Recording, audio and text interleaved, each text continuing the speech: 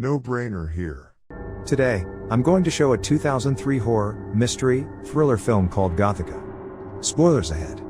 Watch out and take care. In Woodward Penitentiary, psychiatrist, Dr. Miranda Gray, is interviewing her patient, Chloe Sava. Chloe tells her about the devil who visits her in her cell almost every night and rapes her.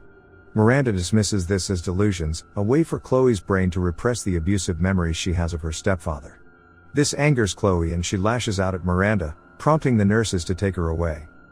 Miranda isn't fazed and returns to Dr. Doug Gray's office, her colleague, and husband. They share a passionate kiss until they're interrupted by another colleague, Dr. Pete Graham. Doug leaves for the day while Miranda works overtime. Her workday ends with a stormy night as Pete accompanies her to her car. She takes her usual route home but is forced to take a detour because of a sinkhole. She turns left and crosses a small white bridge. Miranda suddenly spots a girl in the middle of the road, causing her to crash her car. She's unharmed and approaches the girl in the pouring rain, offering to help her. The girl only looks at her and then she grips her face. Miranda screams as the girl erupts into flames before she passes out. When Miranda wakes up, she's in an observation cell in the same penitentiary she worked at. Feeling disoriented and having no memory of last night, Miranda goes wild, thrashing her room until the nurses manage to sedate her and call Dr. Graham. Pete then reveals to her that she's been in the cell for 3 days and asks her about the last thing she remembers. Miranda recalls her last night to Pete and tells him about the girl she saw. He tells her that it's impossible because there was no girl at the scene, and then he slowly reveals to her that her husband, Doug, is dead, and Miranda has been accused of his murder. She breaks down and Pete pins her down on the bed while the nurses try to sedate her again. The next morning, Miranda finds herself in the penitentiary's cafeteria, surrounded by her former patients. Chloe taunts her by tossing a newspaper clipping to Miranda. She opens it up and gasps at the front page article confirming her worst fears. Later that night, she wakes up and hears someone breathe onto her cell's glass door. She jumps back as the words, "Not alone," appear on the misty glass. Unable to accept her new reality, she huddles into a corner and concludes that she must be dreaming. When Miranda opens her eyes, it's already morning. She's directed to the showers where she bathes with 20 other women. She then hears Chloe taunting her. She turns around and sees the girl she saw on the road. Miranda is terrified but the girl catches up to her and digs her nails into her arm. The other patients, frightened at her erratic behavior, run away, leaving her bloody and alone on the tiled floor. At the infirmary, Pete still thinks of her to be deluded and checks her vitals. Trying to make sense of things, Miranda gets Pete to admit his true romantic feelings for her, but he insists that he's just trying to help her. Miranda tries reaching out to another colleague, Dr. Phil Parsons, but he's reluctant to help her. Miranda is then taken to her lawyer, Teddy Howard. Teddy informs her that the evidence is so overwhelming that they have no choice but to plead for temporary insanity. Sheriff Bob Ryan, Doug's best friend, joins their meeting but quickly loses his temper.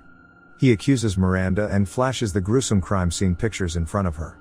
She trembles and notices that her cuts are bleeding again. She takes off the bandage and sees the words, "Not alone," etched into her skin. Her eyes then go down towards the photos and see the same words, painted in blood on their bedroom door. Miranda has another breakdown and is quickly sedated by the medical staff. Pete takes her the next morning to see Dr. Parsons.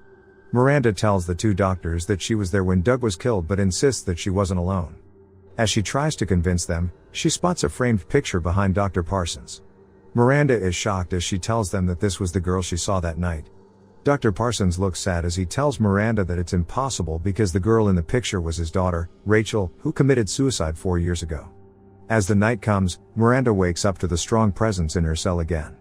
She calls out to the spirit and says that if it is indeed the ghost of Rachel Parsons, then it would let her out of the cell. Her cell door opens and she escapes to the hallway where she sees the figure of a ghostly girl walking through the wall. Miranda breaks into Pete's office where his computer suddenly turns on to reveal a webpage article of Rachel Parsons. A surveillance cam then appears on the screen showing the girl standing in the hallway of the solitary confinement section. Thinking that Chloe is in danger, Miranda runs to her. She arrives in solitary and hears a thump from Chloe's cell. As she looks into the opening, Chloe's bloody face is pushed against the glass. She tries to open the door but is stopped by a man with a tattooed chest of the anima sola. She runs away and is tackled down by the medical staff. Miranda meets Pete the next day and asks about Chloe. She tells him about the man with the tattoo and insists that Rachel didn't commit suicide. Pete dismisses her again as delusional and warns her that if she acts up again, he'll be forced to throw her into solitary. Miranda finds Chloe later in the day in the yard. She apologizes to her for not believing her stories earlier. Chloe accepts her apology and gives her a hug, but is still unable to name the culprit. She then warns Miranda that the devil is targeting her next. At the psych ward, Miranda feels the haunting presence again. As she turns around in her cell, the ghost's rotting face appears before her and smashes her into the wall. Miranda frantically searches for her attacker, but there's no escape. The ghost throws her against the other wall, breaking the furniture. It tosses her back and forth against the two walls and then drops her down to the ground, just in time for the authorities to arrive. As the officer checks on Miranda, she gets up and knocks him unconscious. She grabs the keys and escapes from the ward. The alarm blares and alerts the officers to search for their missing patient. Miranda makes her way to an unused wing of the hospital and slips into the pool and waits for the officers to leave. When she opens her eyes, the ghost appears before her.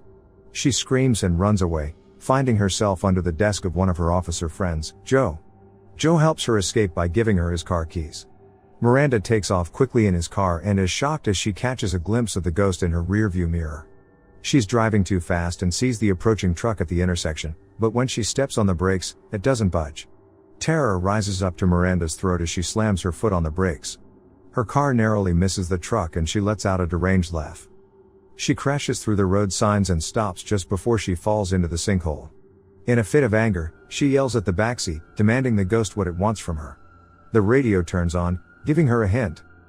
Miranda arrives at the home she once shared with her husband just as the porch lights turn on. As she surveys the house, she sees the dried bloodstains on the carpet. The memories come rushing back to her as she remembers carrying a bloody axe and towering over her cowering husband. But the memories don't feel like they belong to her. It felt like she was possessed. She reaches the bathroom and looks at the mirror. She watches as her own face contorts into an unrecognizable figure and realizes that the one who killed her husband was not her, but the vengeful ghost of Rachel Parsons. Miranda sobs in their bedroom, cradling the picture she has of Doug. The ghost gives her another sign, telling her to go to Willow Creek. As dawn breaks, Miranda arrives at their country house. She inspects the house, but it's empty.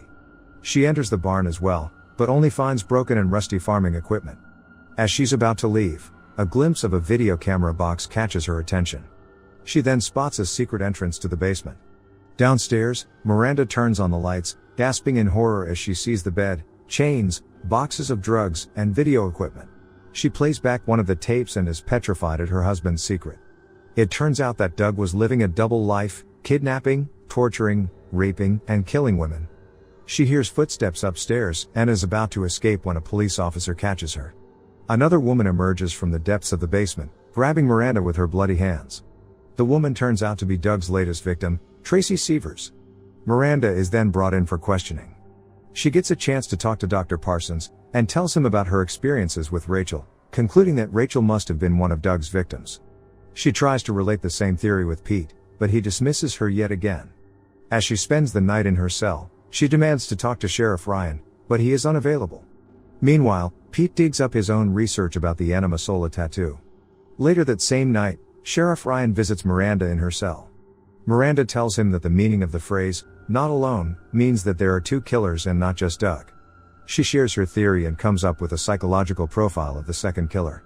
As she speaks out the facts, she realizes that the profile perfectly matches Sheriff Ryan. She then concludes that the only reason he was so willing to talk to her was because he was trying to cover up his own tracks. Sheriff Ryan realizes that Miranda is onto him and smashes her against the wall. She rips his shirt open, revealing the anima sola tattoo on his chest, confirming that he was the man she saw in Chloe's cell. Miranda manages to escape his grasps and climbs up the stairs. He fires consecutive shots at her, one bullet hitting open the gas pipe. She reaches the locked doors and screams for help, but he catches up to her. She hides under one of the desks as he gets his shotgun. He's left at the end of his line and starts his deranged monologue, revealing the decades-old killing secrets he shared with Doug and admitting the fact that they killed Rachel Parsons. As he's about to flip over Miranda's desk, a shadow catches his sight from the other side. He shoots and follows it. He sees a woman standing in front of him behind the glass, believing it to be Miranda, but it's actually Rachel. He fires another bullet, breaking the glass, and is shocked to see Rachel's corpse. Terrified, he fires another shot at her, igniting the gas surrounding him. He's pushed back by the explosion and is engulfed in flames. As he turns around to face Miranda, she aims a gun at him and takes the final shot.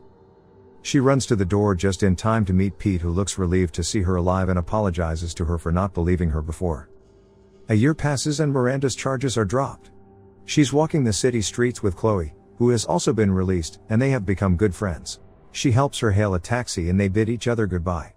Miranda walks the streets alone and sees a boy in the middle of the street. She reaches out to him as he's about to be hit by a vehicle, but the apparition disappears. Miranda continues her walk, and on the side, a poster is plastered on a lamppost, looking for a little boy. Thank you guys for watching. Comment how you like this video and subscribe to watch the next one.